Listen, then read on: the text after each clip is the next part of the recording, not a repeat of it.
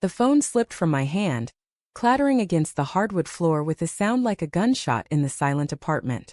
My wife's text glowed on the cracked screen. "I know what you did, Mark. Everyone does now." A link followed, leading to her public post on X, its words searing into my vision like a brand. "My husband betrayed me. He's not who you think he is." My chest tightened, breath shallow, as if the air had turned to glass. Betrayed her? The accusation twisted like a knife, but it wasn't the lie that gutted me. It was the truth I'd buried for months, now clawing its way to the surface. I sank onto the couch, the leather creaking under my weight, cold against my clammy palms. The apartment felt too small, the walls pressing in, amplifying the hum of the fridge and the distant wail of a siren outside. Her post had 200 likes already, comments piling up like vultures circling a corpse. "Stay strong, Lisa." What a monster! My fingers hovered over the keyboard, itching to fire back, to expose her own secrets. But I stopped. No. I'd let the truth unravel her lies quietly, like a shadow creeping across a room. It started 6 months ago, in the haze of summer.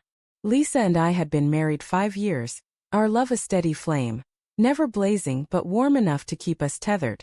Or so I thought. The first hint was subtle. Her phone, always face down now, buzzing at odd hours.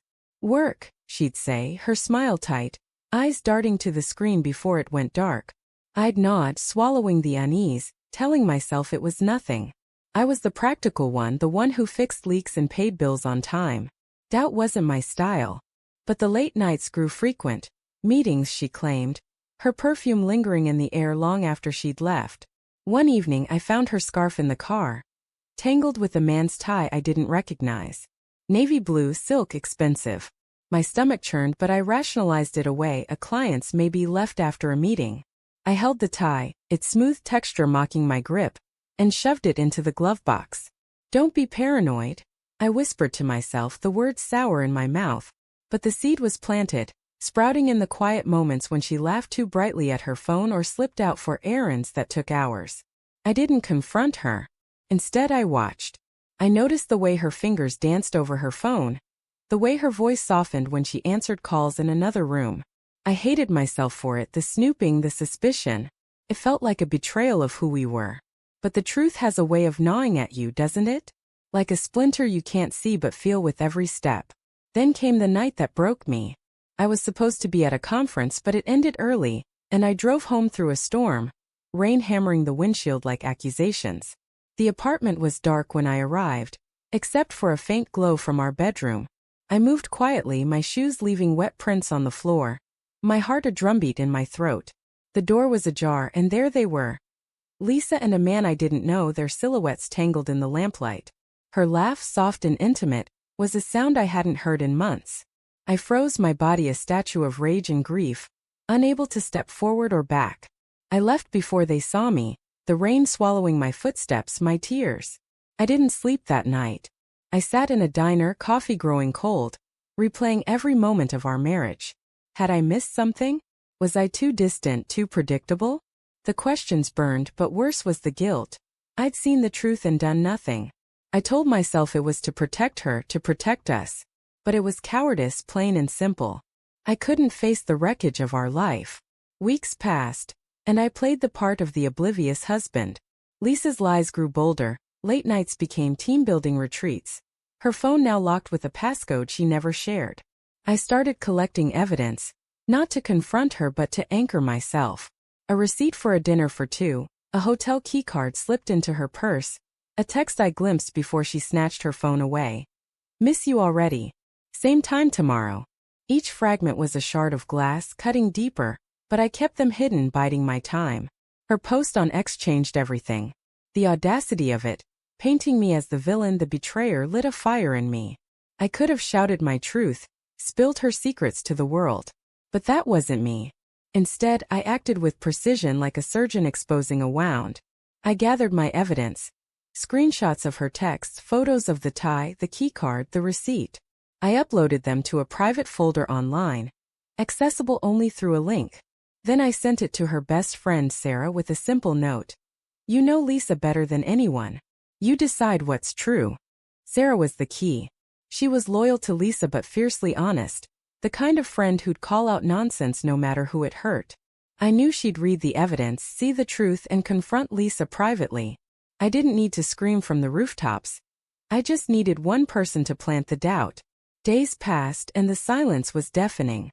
Lisa's post stayed up, racking up sympathy, but I noticed the comments slowing, some disappearing. Sarah must have talked to her. I imagined their conversation. Lisa's tears, her denials, Sarah's quiet insistence. I didn't gloat. I didn't feel victorious. I felt hollow, like a house gutted by fire, still standing but empty.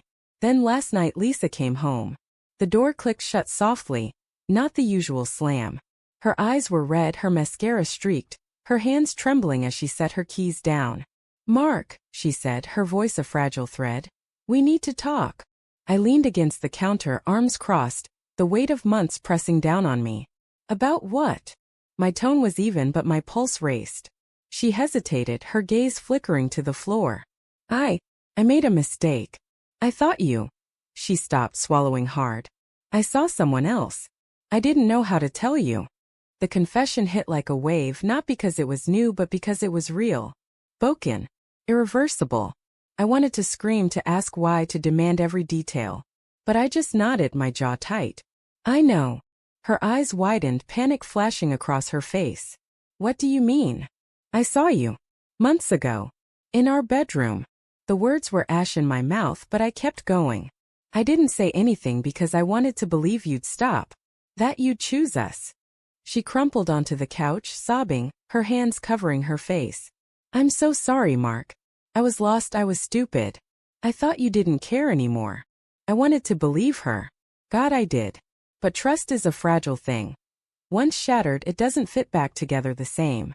"Why the post?" I asked, my voice low, dangerous. "Why lie about me?" She looked up, tears streaming. "I was scared. I thought if I made you the bad guy, it'd justify what I did. I was wrong. I deleted it. I checked later." She had. The post was gone, replaced by a vague apology. "I shared something in anger that wasn't true. I'm sorry for the hurt I caused." Sarah's doing, I was sure. The truth had worked its way out, quiet but relentless, dismantling her narrative without me saying a word. We talked until dawn, peeling back layers of pain, guilt, and love that still lingered, stubborn as weeds. I don't know if we'll rebuild. Some breaks are too deep, the pieces too jagged. But as the sun rose, painting the apartment in gold, I felt something shift. Not forgiveness, not yet, but a release. The truth was out, raw and ugly, and it was enough for now.